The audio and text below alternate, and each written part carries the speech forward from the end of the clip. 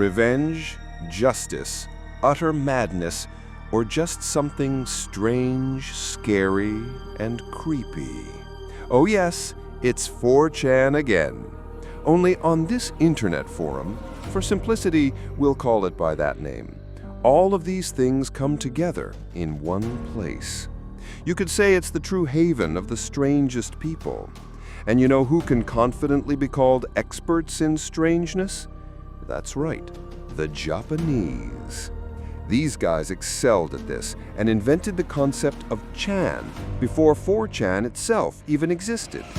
And today, I'm going to tell you one of the most terrifying, dark, and high-profile stories connected to the Japanese 2chan. A story that in its time shocked all of Japan with its cruelty. And it all started rather innocently. The theft of the domain 2chan.net by a certain Jim Watkins, who owned the domain hosting. He took the domain away from Hiroyuki allegedly for non-payment, though Hiroyuki himself claimed he did pay. Jim Watkins essentially hijacked the site, which is quite possible, considering the huge money 2chan was making for Hiroyuki. 100 million yen a year in 2008, about 1 million USD at the time. All these events led to there not being one or even two, but eventually 3 major Japanese 2chan sites. Hiroyuki later recreated his creation on a new domain, 2chan.sc. The old 2chan remained under Jim Watkins' control and later even became F-channel, renamed to avoid risk since Hiroyuki owned the 2channel trademark. Besides that, there was also Futaba Channel, another Japanese image board created back in 2001 when the original site was under threat of closure. It's easy to get lost in all these chans, but the real original Japanese 2chan is what was created by Hiroyuki Nishimura. The roots are in Japan. 2 interesting facts. In September 2015, this same Hiroyuki Nishimura bought 4chan. Yes, the famous 4chan we all know, which I've already made 3 videos about. It now belongs to Hiroyuki. And the second fact, 4chan was originally created in 2003 by Christopher Moot, based on the translated source code of Futaba Channel, Futaba's 2chan. So yes, everything is interconnected, and we can safely call Japan, and specifically Hiroyuki Nishimura, the progenitor and father of all these chan affairs. The hallmark of his site, a very 4chan-esque feature, was freedom, maximum freedom of expression. Since the site was hosted on servers in the USA, it didn't have to obey strict Japanese censorship laws. At the same time, it was accessible to Japanese people, and its overseas hosting made it much harder to bring any legal claims against it within Japan itself. Besides 2chan, there was also a Futaba Channel, another Japanese image board created back in 2001 when the original site was under threat of closure. It's easy to get lost in all these chans, but the real, original Japanese 2chan is what was created by Hiroyuki Nishimura. The roots are in Japan. So 2chan appeared, the Japanese 4chan, where you could write anything, share any thoughts, and naturally, people started sharing, and the thoughts weren't always good. Our story begins in 2000, at the dawn of these Japanese chans, and it begins with one user named Ketokita. Sounds cute, right? Well, it translates to cat killer, and if you think his username is strange, the strangest thing back then on an anonymous forum was that he had a username at all. You see, the thing is, people on 2chan didn't choose or set usernames or nicknames. They all posted completely anonymously. That was the whole point of 2chan for them. If you suddenly chose a name and existed on the forum under it, you were a so-called kotehan, a person with a nickname, someone who stood out. And these kotehans, frankly, were not liked. They were constantly trolled. Their threads were flooded with meaningless posts. They were bombarded with hate. That's just how it was. Back then, many people posted these text art cats, ASCII art, on the forum. And with a nickname and stance like our Ketokitas, he stood out even more. His position was that he, an anti-cat person, as ironic as it sounds, considered himself a fierce opponent of anonymity on 2chan. Apparently, not fierce enough to use his real name, but still an opponent. He was infuriated by the inhabitants' attitude towards these kotehans, and he never missed a chance to piss off the Anons, anonymous users, even taking the name Cat Killer and speaking out against those who often posted these text art cats, like the Gikoneko character. Everyone was annoyed that he named himself that and acted that way, and he knew it perfectly well. Friends, if you like videos on this channel, a quick reminder that subscribing will really help YouTube promote this specific video. Thank you for that. So what is this Japanese 4chan? Well, actually, the original 4chan wasn't the first such image board forum where people started gathering, communicating via text, and attaching pictures. And it wasn't the first one with chan in its name. Basically, as I said, the Japanese were the ones who invented all these chans. More precisely, it was invented by a guy named Hiroyuki Nishimura. In May 1999, while a student in Arkansas, USA, he launched the site called 2channel, or 2ch, 2.ch.net. You can call it what you want. It was a text forum where people could exchange messages. There's a whole interesting history behind this Japanese 2chan. At first, it was alone. Then there were scandals. So one day, he creates a thread. The rule was whoever writes the 1000th reply wins. It was supposedly a game where if he left the 1000th reply, he wins, keeps his cat killer name, and no one bothers him about it anymore. But if he couldn't leave the 1000th reply, he loses and completely abandons the name. The Anons saw this and decided to play along. The game began. People started writing in the thread. Cat Killer himself wrote too, just copy-pasting his name. Cat Killer, Cat Killer, Cat Killer. The message count grew and grew. The total was approaching 1,000. And then, the 999th comment, and our anti-cat crusader swoops in with the victorious message, "Well, take this, 1,000! I won! Thou, thou, thou! I'm the 1,000th!" He was ready to pop the champagne, but then he noticed a number next to his message consisting of ones and zeros. Yes, ones. The number next to it was 1001. He had been beaten, outplayed, and destroyed in his own game, which caused even more trolling and mockery from the Anons towards our cat killer. In theory, now defeated, he should have abandoned the name Cat Killer, stopped annoying everyone, and become just another faceless anonymous like the rest. But this guy was the type who just loves to keep pissing everyone off. He had no intention of becoming faceless. Honestly, his behavior seemed to scream how much he loved the endless attention he was getting, even if it was sharply negative. It seemed to fuel him. Whether that's true, I don't really know. What do you think? Even now, you often see similar behavior in comments, baiting comments, toxic comments, sometimes a mix of both and more. How do you feel about that? And do you think it's even worth reacting to? Honestly, I don't think so. You can write what you think below, and I'll continue. He did, however, eventually abandon the name Cat Killer, but he took a new one, Neo Mugicha. Neo Mugicha. Mugicha, or Mugicha, is essentially a Japanese barley tea, a drink. And Neo means new, so new barley tea. But why tea? Well, I found information in one source that our ex-cat killer didn't choose this new name by accident. Mugicha was apparently slang in Japanese internet culture, used ironically to refer to people who like to show off their computer skills and knowledge, like being a super cool hacker, but used sarcastically. Many Anons on the forum considered themselves such computer geniuses. So the new name was another way to throw shade at the 2channel Anons and troll them. But honestly, besides a couple of sources presenting the word in that slang sense, I couldn't find others. Mugicha everywhere else is just tea, so maybe he just liked tea. But let's be honest, the version about mocking super hackers sounds more interesting. Regardless of all these nicknames and the strange, toxic behavior of both Neo Mugicha and the Anons, all of this could be called relatively, very relatively, harmless. For a time. From here, the clouds in this story will only darken. So let's, as we usually do, take a brief breather before that. While we're breathing, let me tell you something else. From the category of the conventionally scary, it has a common name, exams. And they always sneak up faster than you think. Every year, I see stories about how finals, like the EGE and OGE in Russia, literally crush kids. And those around them, sometimes even parents, unfortunately sometimes forget that mental health is no less important than the result. And yes, this is of course an integration, ad, but it seems I have something to say and share even here. I want to say that exams are important, but you are more important. So if you're going to prepare, it's better to do it calmly and in advance. And that's where the online school SkySmart can help.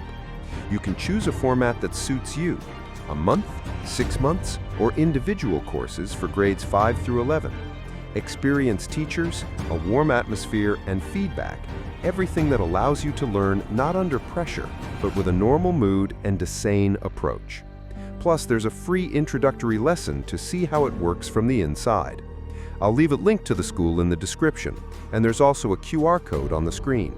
And to make it even nicer, I can offer a promo code, Maximal, for an 8% discount. Yeah.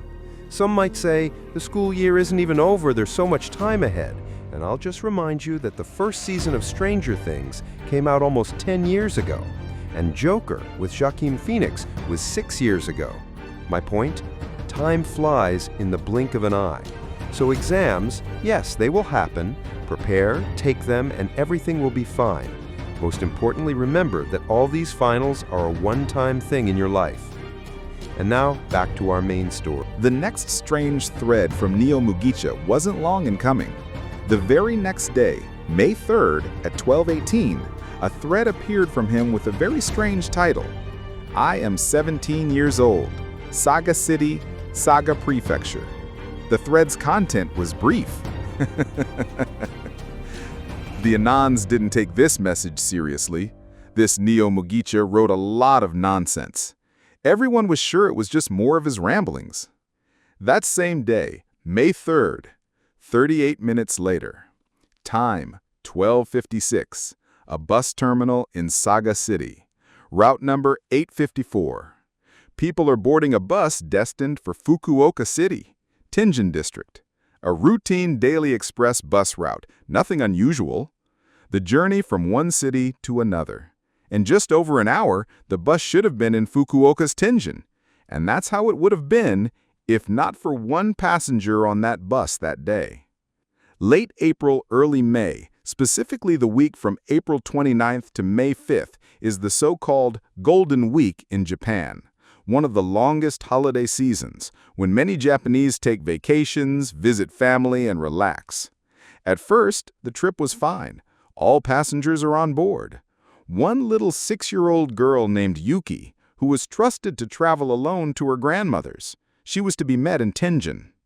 14 women and 5 men.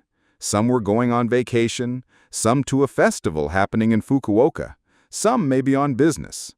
The bus departed on its route, and all was calm. Time, 13:35. Just 39 minutes later, something strange happens. One of the passengers, a young man, suddenly rises from his seat, slowly approaches the driver, pulls out a huge 40-centimeter, 16-inch kitchen knife, orders the driver not to stop in Fukuoka, announces he is hijacking the bus, then turns around and announces to the entire bus, "I am hijacking this bus. Throw all your belongings, phones, watches, jackets, everything on the floor." Then comes the line that sends chills down your spine. "We are not going to Tenjin. Your destination today is hell." And yes, this time, the one holding the knife was that inconspicuous, strange guy constantly writing nonsense on 2chan under the name Neo Mugicha. This guy quickly takes control. First, he orders everyone to throw down their things. Then, he orders the men to move to the back and the women to the front, leaving several empty rows between the groups.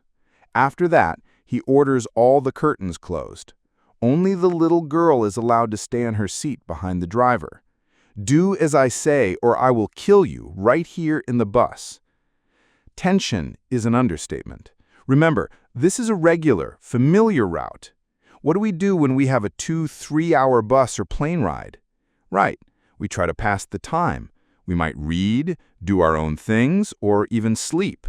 This bus and its passengers were no exception. Among them was a woman, about 34 years old, who had dozed off and didn't immediately understand what was happening. The teenager noticed. He was enraged that she wasn't taking him seriously. He approached her, woke her up, and immediately slashed her throat with the knife, showing everyone else he was dead serious. The woman fell into the aisle. The bus fell silent. As if to assert his dominance, he took another passenger's camera and photographed the wounded woman. He orders the driver to continue on the highway. Curtains closed, talking forbidden. Realizing the men in the back might try something, Mugicha orders everyone to lower the extra seats in the rows, making it harder for the men to reach him if they tried. Silence falls in the bus, a silence that literally presses down on you. The scariest part is that no one, except the passengers and the driver, knows about the hijacking, and they can't tell anyone because all the phones were thrown down and collected by the teenager. There was no special hijack alert system on the bus then. The driver, of course, tried to signal other cars on the road by flashing his high beams and hazard lights, but to no avail. The bus drives on. At one point, the driver asks the guy to let the girl go, but he refuses. Then, an hour later, the driver says there's no toilet on the bus and asks to make a stop so passengers can use the restroom. The driver in this story was constantly trying to help. Mugicha doesn't like this, and he turns to the passengers and asks who needs the toilet. Many raise their hands, and surprisingly, he agrees to stop. As soon as the bus stops, the guy announces he will let people go to the toilet one by one, adding a warning. Don't try to run. If you try, I will kill someone. Then, one of the women gets out. But once out of the bus, she doesn't return. In fact, it's only thanks to this woman, who manages to escape and immediately call the police from a payphone, that they finally learn about the hijacking. Time: 15 o'clock. The passengers sit motionless. Everyone can hear their own breathing. But the teenager is furious about the escapee's action, and his response isn't long in coming.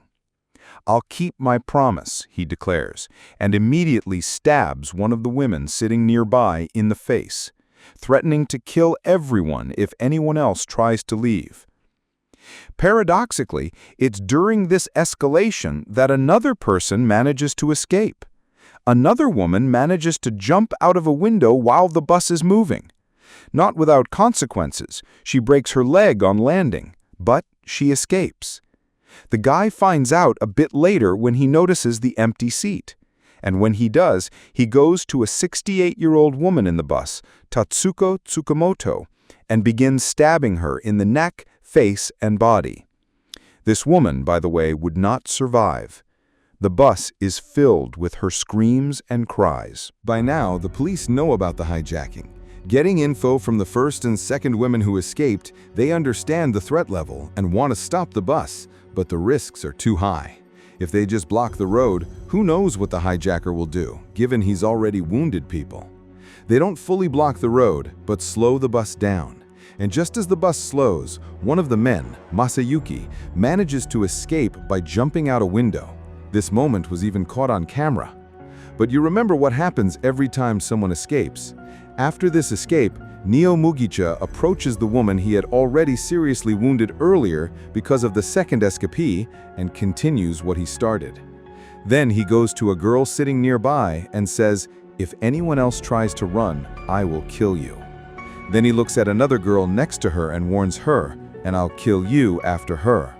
All this time, the bus is pursued by police. Journalists are following the bus. All news is about this. Then, around 15:45, a new development. The teenager himself calls the police. His voice is calm, almost businesslike. He is ready to release some hostages. In exchange, he demands the number of pursuing cars be reduced and that he be given a pistol and a bulletproof vest. He states he is heading to Tokyo. Interestingly, according to some information I found, the pistol was supposedly to be delivered by one of the escaped women. This call seems to change the negotiation dynamic. The police get a line of communication, albeit on the attacker's terms. But at some point, the hijacker just stops answering the phone. However, the police get the attacker's phone number, giving them a chance to find out who this guy is, who his parents are, and try to use that information to stop him. The news, as I said, is blaring about this hijacking. Around 17, a live broadcast of the bus pursuit even begins. Meanwhile, on 2Chad, people are also actively discussing the situation under Neo Mugic's messages. Do you think this is related to the bus hijacking? Yeah, the details match, it's him. If this is related to the Nishitetsu bus hijacking, I'll be shocked. Did Neo Mugicha hijack a bus? This is in Saga. Scary, but it seems like it. Time, 1730. In the Taida Tunnel in Hiroshima Prefecture, the guy orders all the men to exit the bus one by one. Then he orders the little girl to stand up and come to him. He holds the knife to her throat and warns all the men, if you try anything, I'll kill her. All 4 men exit, not risking the little girl's life. Now only women and the little girl remain on the bus. Time, 1750. The police block the road, so the bus is forced to enter a parking area. At the parking area, the police surround the bus and negotiations with the hijacker begin. Using megaphones, they talk to him through the windows. After hours of negotiations, and after providing the hijacker with food, water, and supplies, they agree for him to release 3 wounded women. He agrees to let them go. Among them was that 68-year-old Tatsuko Tsukamoto, who by that time was already dead from blood loss. The other 2 women were critically wounded, but alive. After releasing the 3 women, the hijacker forces the driver to continue, this time back onto the highway towards Tokyo. The police try to stop the bus, but Neo Mugicha again puts the knife to the girl's throat and threatens to kill her if the police don't let the bus move. Then, about 30 minutes later, the bus stops at another service station for refueling in the Kariyana service area. Between 10 p.m. and 11 p.m., the bus is stationary. Video footage emerges of the guy wiping his knife, sitting next to the girl, walking around the bus, and threatening the passengers inside. It's one thing to say the knife was big, 40 centimeters or 16 inches. It's another to see it and comprehend it. You can see it in these frames, but I'm not sure you can fully comprehend it. During this refueling stop, police deliver food and drinks to the remaining passengers. Through negotiations, the hijacker releases 2 more female hostages, and later even another one, 3 in total. So there are far fewer hostages now. Neo Mugicha's parents are called, and they even come to try to convince their son to release all the passengers and surrender. But it doesn't work. He won't even talk to them. While all this is happening, the Hiroshima police, using an identical bus, are simultaneously rehearsing several storming scenarios because it's heading towards that. No one is going to give this idiot a bulletproof vest or a pistol. And then comes the moment when it all must end. Time is 5 a.m., May 4th, 2000, over 15 hours after the bus was hijacked. A police officer approaches the bus and starts talking to the guy as he had before. But this time, it's a diversion. Meanwhile, 15 members of the assault team begin slowly surrounding the bus. They have stun grenades, ladders, and sledgehammers. They surround the bus and wait for the signal. The signal is the negotiator dropping a white glove he's holding. And he drops it. Stun grenades are deployed immediately. The team smashes the windows. One policeman manages to wrench the knife from Neo Mugicha's hands, but the hijacker manages to wound another officer in the leg in the struggle. The girl is rescued. The other passengers, some slightly injured by flying glass, are also saved. None are seriously hurt. The hijacker is arrested, and after 16 hours, this hellish ride finally ends. This is a truly horrifying story, especially considering that neither public transport services nor the Japanese police were prepared for such incidents at that time. Unfortunately, safety rules and alert systems are often written in blood. After this event, the Japanese Bus Association developed a unified guideline for dealing with bus hijackings. New emergency communication systems and additional alert systems were created and implemented. Buses themselves started being equipped with various anti-hijacking features, a special SOS signal that the driver could activate. Annual special training drills began. Even the windows were redesigned to make escape easier.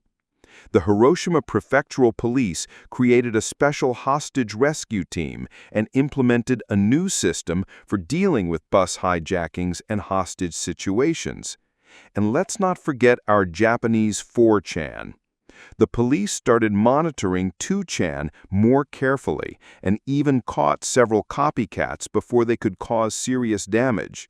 For example, in 2001, another genius, now calling himself Neo Jisaki, posted a message on 2chan threatening to disrupt a local festival and was subsequently found and arrested. In 2002, another gifted individual named Neo, yes, also from the T family, posted threats on 2chan about a station. He was also found and detained. So much for being completely anonymous. In 2008, a 14-year-old boy tried to hijack a bus, but the driver, seeing the knife, immediately contacted the police and the kid was arrested. He mentioned he'd heard about the Neo-Mujicha story from his mom. Japan was definitely not the same after this case. And what about Neo-Mujicha himself? Did he even have a real name? He did. It wasn't disclosed during the event itself because he was a minor, and Japanese law prohibited its disclosure. But eventually, the name and other information about who this Neo-Mujichi was leaked online. The guy's name was Seiji Taniguchi. And yes, he obviously had problems. Seiji grew up in southern Japan in a middle-class family. His father was an office worker at a construction tech company, his mother a nurse.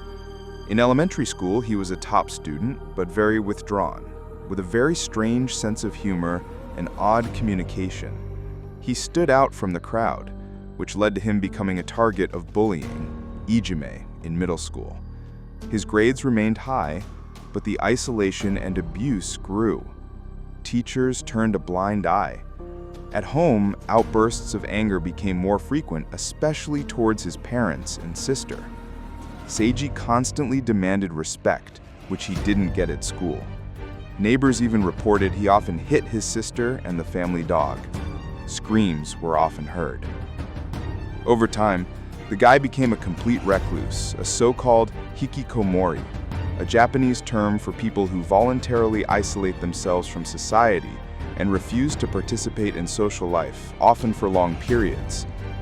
The computer, 2chat, and other sites became Seiji's constant and almost only habitat. But even there, by the way, he found no friends or understanding. He once asked on 2chat something about studying and got a standard 2chat style reply. "This is no place for uneducated fools like you." Sometime in February 2000, still under the nick Cat Killer, he wrote on the forum, "I am a worthless person. Since childhood, everyone laughed at me and looked down on me. There has not been a single happy or pleasant event in my life. No one has ever praised me, and no one has ever thanked me. I am needed by no one. I have no more dreams or hopes for this life. I hate people who live happily. I am going to kill them all." March 2000, his father finds a knife, a stun gun, and pepper spray in his room. His mother finds a disturbing note. The family turns to specialists and the police, but the police say, "Well, he hasn't done anything yet, so we can't do anything," especially since psychiatrists also refuse to give him a concrete diagnosis. In desperation, his parents, being literally turned away everywhere, turned to a famous psychiatrist who often appeared on TV and wrote many books. Shizuo Machizawa. Yes, that was his name. Through him, they finally managed to hospitalize their son. He is sent to a psychiatric center in Saga Prefecture. Before hospitalization, he has a breakdown and threatens his parents. However, after a couple of months, they decide to release him briefly, for that golden week. On paper, the patient is fully cooperative. He plays the perfect patient, who is recovering. The staff at the psychiatric center even find it hard to believe this guy could have lashed out at his family or been aggressive. And it works. At home, he says he's going for a bike ride, but instead goes and buys a knife. His original target was the school he attended, to go through the classrooms, attack anyone he found, and then finish by killing himself on the roof. But on May 3rd, it turned out to be a national holiday, and the school was closed. The plan changes on the fly. Seiji goes to the bus terminal and boards the bus to Fukuoka. Before leaving, he leaves that short message on 2chat. And then the tragic events we know, which Japan would talk about for years. Since he was only 17 at the time of the attack, his case was sent to the Saga Prefecture Family Court. The court found him guilty, but considering his diagnosis of dissociative disorder, sent him not to prison, but to a juvenile medical correctional facility. His parents were ordered to pay over 10 million yen, roughly $100,000 at the time, likely much more over time with interest, in compensation to the victims. They were forced to sell their house, and I wouldn't be surprised if they are still paying it off. Seiji spent 5 years in the facility and was released in January 2006. Yes, released. He was around 23 years old then, so after 5 years he just returned to society. Do you think that was enough to change? To repent? That's perhaps the first question. And the second, possibly more interesting question, was it fair what his parents had to go through? You know, the usual stories are about how everyone didn't care. Parents didn't pay attention. Everyone gave up on the kid. But here, it seems the parents really did everything they could to prevent the horror that ultimately happened. Were they also to blame? Could they have done anything else? I don't know. Write what you think. He is now a grown man, around 40 years old, probably with a new name, a new life. Does he still browse 2chat? We will likely never know for sure what happened to him next. But whatever happened to this sick individual, one thing is certain. That day on the bus, he took one life and changed the others forever. For example, that 6-year-old girl became afraid of buses, afraid of men with glasses. She would panic when she saw a knife in someone's hand. I couldn't find information on what happened to her, unfortunately, but let's hope she's doing well. Another person whose life was changed forever and globally was Yumiko Maeda, one of the women on that bus. Yumiko was herself wounded that day and lost her friend Tatsuko Tsukamoto, who didn't survive the trip and was brutally killed by Seiji that day. She and her friend were going to a concert in Fukuoka. Yumiko, who bears a facial scar from that day, after all these events, managed to forgive Seiji. She even communicated with him personally. After these events, she decided to dedicate her life in part to helping those who face bullying, both in school and outside it. I'm glad there were people who were willing to listen to me when I was very young. We are responsible for our actions, but I think this guy had a hard time because no one listened to him, and his heart hurts as much as my wounds. Besides working with teenagers facing bullying, Yumiko gives lectures to students and meets with victims of various crimes. She doesn't offer instant solutions, but talks about her own path, her story, and talks openly and honestly with those who have experienced something terrible, or who want to help people in difficult situations. A person does not survive alone. They live through connections with others. That is me now. And if I hadn't survived that, the person I am now simply wouldn't exist. That Yumiko found a strength, the ability, I don't even know what, to forgive Seiji, despite all the horror, all her scars, the loss of her friend. I have no words for that. But it automatically makes me wonder, what would her life have been like if not for that day? If not for that Seiji on that bus? What would the lives of the others have been like? And for some, they would simply have been music.